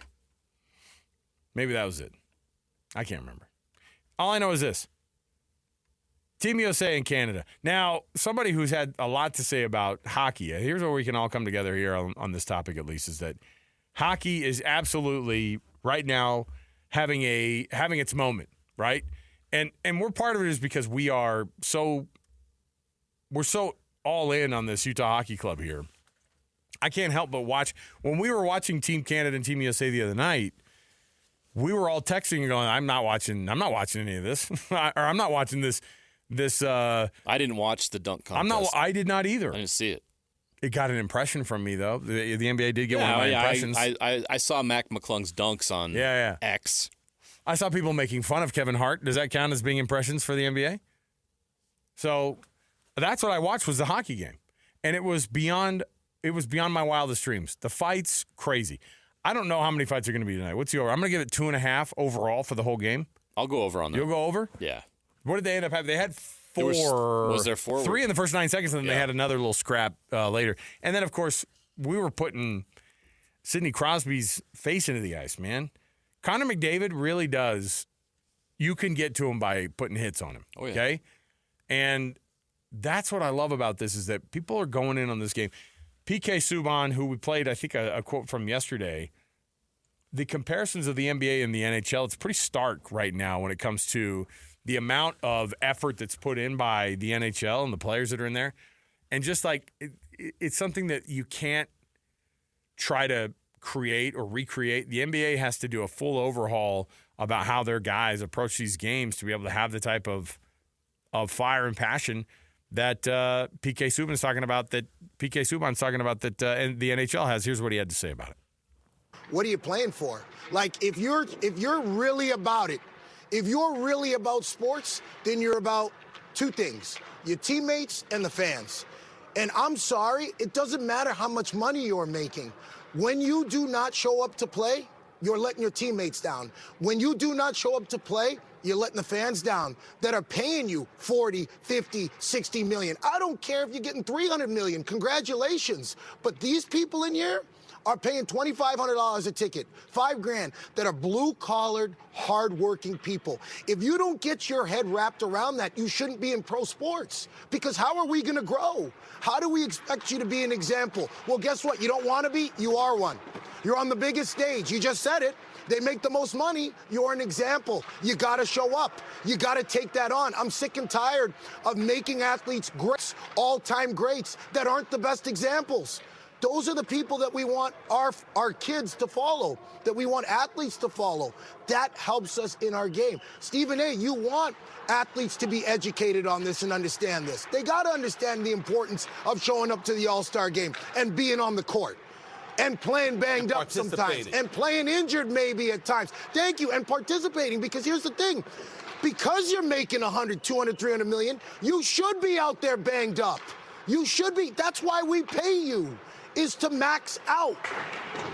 We talk about greatness and it being the longevity of somebody's career. I don't care if you play 50 years. I want your best 10. I want you on the court dominating. I want you to go all out. I want Michael Jordan. I want Kobe. That's what I want in every sport. That's the guy that I follow. You're a different version than that, you don't get my respect. That's me, and that's my angle. That's who I am. But I think we got to be very careful on that. He's all, PK, we actually had to go to a break 17 minutes ago. But who does that not resonate with? Everybody listening right now, as you heard PK Subban, that's what all of us want. And I talk about All-Star Weekend. That's what's missing, is that care. This thing you see in Four Nations is what we want to see all the time from pro athletes. Let me ask you about, because the NBA is taking strays because they're the ones that are right up against it, right? And it's the one that's obvious. They're the ones. You can't ignore the contrast. Okay, so let me do this then. Where does this culture that he's talking about, that PK Subban is talking about, where does that stack up when it comes to Major League Baseball right now, for example? Is Major League Baseball even on the radar here? I mean, I don't know. I think there's a little bit of irrelevance there, to be quite honest. I think we're talking about the reason why we're talking about the NBA in this sense is because we know it could be great. We know it is the culture great. of baseball? Do they work their tails off, blue collar, all that? I mean, does that kind of resonate with baseball players? Not necessarily, right? Not as much as it used to. But the NFL, it's the biggest league on the planet. 100% does. And now we're talking about that compares. And hockey, too. And so you got hockey and the NFL that people look at, and no one questions like, oh, he's going out there for his guys. He's going out there to work his tail off. He's going out there, even if he's limping around a little bit. And like, we know what guys are doing to get back on the field in the NFL. Like, you remember the quarterback for the Indianapolis Colts, Richardson. Remember he took himself out of the game on a third down? And everybody killed him over it. He got absolutely killed because it was almost like a code. Like, you're a guy. You got to go out there. You can't, like, say take yourself out of a game. Like, that ruffled a lot of feathers in the league with the players. In the NBA, I don't think anybody would care. Like, you'd almost expect it to happen. It's like, oh, my foot is tingling. I'm out for 6 weeks. Hey, we've got some Team USA, Team Canada updates right now. Greg Wyshynski, who covers the NHL for ESPN, been on this program a handful of times, just tweeted out there's an uncomfortable amount of red in the lower bowl at TD Garden in Boston. Did TD Gardens get BYU'd on this thing? All the fans that are like built in there and just like they bought it all up. It's like BYU fans showing up to like these games and they go, where'd all these guys come from? Canadians buying out the lower bowl, and then I made the mistake of going into the tweets that that Greg Wyshynski then received after that. It was nice to see Canadians going down to visit their 11th province. Oh boy. We were asking about whether or not the national anthem, the Canadian national anthem, was going to get booed at Boston Garden or at TD Garden tonight. I think we're going to have to re-ask if the American anthem on American soil is going to get booed tonight. Oh yeah, Lee Greenwood. Is he with us? Lee Greenwood would be absolutely infuriated by that. There's part of me. Don't you dare! I'm not going to kill Lee Greenwood. I'm not going to kill Lee Greenwood. He is in his 80s. He's a little fragile. I will Don't say this. do it. Listen, I need the music behind me while I'm making this point, though, Alex. This is an important point. Okay, now listen. I want Canada to show up and sing that and boo at our anthem. Why don't you go ahead and boo at the anthem on American soil? This has happened before. People in red showing up in Boston. How'd that turn out? Come on. There's no way that you're going to be feeling it like we are tonight. Come on. There's only one thing. Is that a torch? It's a water bottle. You have a torch in the studio? It's a My Lady Liberty situation over here. That was awesome. By the way, remember you referenced that you were trying to figure out the Neil what was Neil the Diamond. It was between Neil Young. Oh no, So, sorry, my bad. Shout out Don Neil Sterling. Young. Don Sterling just reached out to me. Who was it? He said Neil Young wrote Alabama. That's what it was. A shot at the Old South. Skinner clapped back with Sweet Home Alabama, taking a shot at Neil. Yeah, and he kind of made reference to him in there. So apparently it was all in good fun. Was it? Not today, it's not. Not today. Not today, it's not. Showing up with your red sweaters today, on. Canada. Canada, are you seeing the difference here? You're showing up in Boston clad in red thinking you're going to beat America. Come on. Neil Young from Toronto. Oh, Toronto. I've heard of it. Anyway, All right, bottom line is this. Canada, better watch out. It's our night tonight. Oh, I actually do. I do hope that the Canadians that are there in attendance boo the American national anthem. I really do. Could you imagine how fired up our guys are going to be? They're our guys, all right? The guys in blue, let's go. All right, we'll be right back also around the corner. We've got tons more to go. We're getting you ready for Team USA, but we're also getting you ready for our NFL Blitz. I've got much more to still roll out here, so stay here, 97.5, the KSL Sports Zone. All the latest news and notes from the league and the locals in the NFL. JJ and Alex bring you the NFL Blitz on 97.5, the KSL Sports Zone.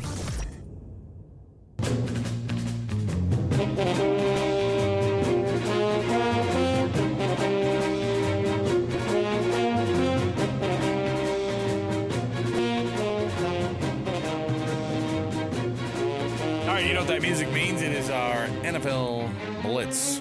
Brought to you by the good folks at the Doug Smith family of dealerships in American Fork, Spanish Fork, and now in Linden, where you can find the Kia. And, of course, the newest family of, the newest dealership in the family is the Doug Smith Mitsubishi, where we just so happen to be tomorrow for our show. So check it out. 3 to 6 we'll be down there helping you out, get good deals on some awesome Mitsubishis out there. Chris Smith, of course. Awesome host of the program there. So we'll be down there in American Fork. Right there at the In-N-Out Burger exit, Main Street. Come about a half a mile east. We'll be right there. All right. I got to make my new car payment. Like tomorrow? Like, do you think he's going to be like, that's great. Awesome. Thanks for coming, you guys. Hey, JJ, do you have that? This is awkward. Can you send that over? Or? Oh, was it due already? No, I feel like car deals now, they're like, anyway, you won't make your first payment till April. And you're like, all right. They make it as easy as possible, I feel like, nowadays, right? They certainly do a great job. And at Mitsubishi, for sure, they're doing an awesome job. So here's what we got. Saints expected to hire the Eagles' Doug Nussmeier as their OC. Now, Doug Nussmeier, by the way, I'm pretty sure he's the dad of the Nussmeier kid down there at LSU. He sure is. Idaho Vandal grade. Oh, that's right. He was with the Saints for a minute, I think. That's who he played for in the NFL. So, Doug Nussmeier, that's just like one of those things that, like, when I was a kid, I knew who Doug Nussmeier was. Isn't that weird how that works? But now, it's coming full circle. The Saints are going to hire Doug Nussmeier as the offensive coordinator. Now, of course, he would have known Kellen Moore as the head coach. Imagine next year if they draft his son. That'd be crazy. Keeping the family there, LSU. Yeah, man. I mean, look at it. It all makes sense. It makes too much sense. I don't know if Nussmeier is that good of a quarterback to be. I mean, I will say this. What's pretty cool is, you know how busy a coach is. He probably gets a chance to watch a lot of his son's games that he wouldn't otherwise. Well, now especially, right? Pretty cool. So there you go. I don't wish any ill on the Saints because, like, it's just a franchise you don't look at and you go, gosh, somebody else deserves to have Does anyone hate the Saints? No. I mean, there are people who hate the Saints. But, like, Kellen Moore going there and them having the cap situation they do, which is tough, and them trying to figure out what the future is going to look like down there. I wouldn't have taken that job. No, and that, you know what that means for me is I look at it and I go, all right, well, I'm kind of rooting for you because no one else thinks you're going to be able to pull it off, kid. So, I like it. The Eagles' Cam Jurgens has had a back procedure for nerve pain, and that's not good news considering the fact that he's one of these guys. He's one of these glue guys, what they refer to as a glue guy. So, if you're Cam Jurgens and you're the Pro Bowl center for the Eagles, and you just took over for a historic Hall of Fame center, and you've had a pretty good go at it so far already in your young career, and now he's had to have surgery on his back for some nerve issues, and that's not good. It wasn't the tush push that caused that. Back procedures for nerve pain, not good, and they are the type that can keep you out for a long time and could affect the length of your career overall. So that's what they're worried about. Let me see here. Shedeur Sanders. I love this. Shedeur Sanders is leaning toward not being in Green Bay. I'm going to go ahead and... He crossed Green Bay off the list. Why? I'm leaning toward... What are your plans? I'm leaning toward not being in Green Bay. They're like, whoa, geez. Green Bay's all settled down. Like, what? I know he's not going to go to the draft itself. I just thought it was funny that he's not going to go. He might not be in Green Bay either. Yeah, so he's not going to go to the draft. My question is this. Does it matter? And this feels like a very... Like, to me, Shedeur Sanders is not a guy who shies away from attention. Like, he loves being able to be in the spotlight, kind of. If you're a guy who knew you were going to get picked top 5, would you want to be at the NFL draft live? Because you could have a situation like Aaron Rodgers. You could have a situation like, and we've seen multiple examples in the past of how many times the camera's on you. And I would think that with Shedeur Sanders, the camera's not just on you. It's on your dad, your family, maybe Shiloh's there. I don't know. It might be a circus. Yeah, and I think he's smart to not go. Don't do it. Like, if you have the option, if the NFL's putting pressure on you to go and they want to, because they're the ones who invite all these prospects, right? The NFL invites the prospects, yes. Don't they? So they have and they don't make, the list isn't huge, so yeah, I don't know if I'm going to go, is what he says. I'm fine with that. He wants it to be low key. I hope that it is. I hope that it is for him. Colorado or Dallas, he says. All right. Oh, you mean like, I thought he meant like where he's going to go. Yeah, he's going to just chill either in Colorado or in Dallas. I think it would have been funner if he said, I want to actually go to Denver or the Cowboys. They're like, for the draft? No. In the draft. Please. And for people that are saying, what's the Green Bay thing? The draft is happening in Green Bay. Yes. Yeah. Sorry. Yeah. He's not going to travel to the draft. He's not going to be a Saint. And he's also, he's not going to be a Packer. And he also, well, maybe he doesn't want to be a Packer. I don't know. Oh, I definitely don't think he wants to be a Packer. He's dealt with the cold weather. He already played in Colorado, man. I wonder where he really wants to go. I'd be curious. 100%. Like, the guy watched his dad play at the Dallas Cowboys at Cowboy Stadium, man. Now AT&T Stadium. You'd want to be a Cowboy. You'd want to be a 49er. You'd want to be, give him the big name stuff, places that he feels like he could win a title. Because I feel that matters to him. Say what you want. Playing for the Titans is not something that would be interesting to him. Yeah, the Jacksonville Jaguars. That doesn't move the needle for him, right? If you're going to be in a place that's going to have high exposure, that's what you want. Aiden Hutchinson favored to win both the Comeback Player of the Year and the Defensive Player of the Year award. That would be something. And is the comeback player, is it strictly like coming back from an injury too? Yes. Isn't that what it is? Mm-hmm. Because like Kurt Warner could technically be, that guy was like the all-time comeback player of the decade, you know, and he's like from bagging groceries to winning Super Bowls, that's quite a comeback. Right. Arena League quarterback, and then suddenly he's winning MVPs. Come on. No, it's recovery from injury. Joe Burrow won it last year. Gosh, I wanted something good to go to break Joe Burrow's way after he had all that stuff stolen from those Joe Burrow's way. What? You said a break? Oh, sorry. I did not mean to do that. That was cruel. Sorry. And I hope he gets his stuff back from those Chileans. Just like I wanted Marty to get that stuff. I wanted him to work things out with the Libyans. Wasn't it the Libyans? Yes. I want people to get their stuff back from the Chileans. I want Doc Brown and the Libyans to, make peace. Come on. Well, you're going to have to go back in time. Huey Lewis and the News humor on our show. A bunch of old guys. Oh, my gosh. And then finally, let me see here. Oh, the quarterback decision in Pittsburgh is actually becoming more difficult than we thought. Now, initially they said, yeah, we want to probably part ways with Russell Wilson. And then other people are going, hold on. When you said part ways with our quarterback, I was assuming you were talking about Justin Fields. So they're apparently split in the front office. Which one do you take? Neither. Okay. I go out and make a trade for Matthew Stafford. Back to you. No Aaron Rodgers?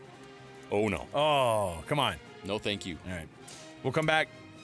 More to go around the corner. We'll put a bow on this hour with the best and worst. Next, 97.5, the KSL Sports Zone. Wrapping up the hour with our picks for the best and worst moments on today's show.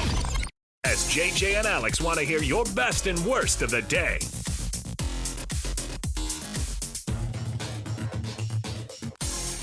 Well, we're about to make somebody's day right here. If you're listening right now, we have a fun thing to do, and that is we have some Jazz tickets that have landed right in our lap. We have a family 4-pack of tickets to see the Utah Jazz and the Houston Rockets on Saturday at Delta Center. A 4-pack of tickets, you heard right, to go see the Jazz and the Rockets. All you have to do is be calling number 12 right now, 801-575-ZONE. That's 801-575-ZONE. 801-575-9663. You can win that 4-pack of tickets to see the Utah Jazz and the Houston Rockets here at Delta Center downtown. So go check it out for yourself. Be calling number 12 right now and get the win and get those 4 tickets to the Jazz. 801-575-ZONE. Best and worst. real quickly here, JJ, the best is, this is before we found out that Major League Baseball had broken up with ESPN, but Juan Soto, the $765 million man for the New York Mets, wanted number 22 so badly, he had to bribe his new teammate Brett Beatty, and the way that he did it, a blacked out Cadillac Escalade. Ooh. I'd give up number 22, no problem. And this Please kid, take this, Mr. You can Soto. tell Brett Beatty's I'd like my keys. I don't know how old Brett Beatty is, but I'll tell you right now, like, he seems pretty young, and he was beyond excited. It wasn't like, I mean, look, if you're a Major League Baseball player, you're probably not hurting. But, I mean, Juan Soto just got $765 million of guaranteed baseball contracts. And Brett Beatty was, like, legitimately fired up. He was like, I can't even believe it. And he got in, like, started it up. It was like he won it on The Price is Right. He's 25 years old from Spicewood, Texas, Lake Travis High School. There you go. Batting average, 215. Enjoy that vehicle, son, in the AAA. Let's pump those numbers up, kid. Those now he needs to get AAA when he's in the AAA. Look at him. Plus, he's pulling up to the ballpark in Triple or Double A, and he's like got this black Escalade that Juan Soto gave him. Signing bonus, huh? Oh no, no. I got a story. I got lucky with a number. And then the worst, of course, is the Spurs shutting down Victor Wembanyama for the rest of the year with the blood clot in the shoulder. That's bad news. Most doctors saying, hey, look, yeah, you can't mess around with something like this. We got to take this thing really, really lightly. We got to figure it out. And so best of the last thing the NBA needs is for Victor Wembanyama's career to be, threatened in any way. No. All right, more to go. 97.5, the KSL Sports Zone.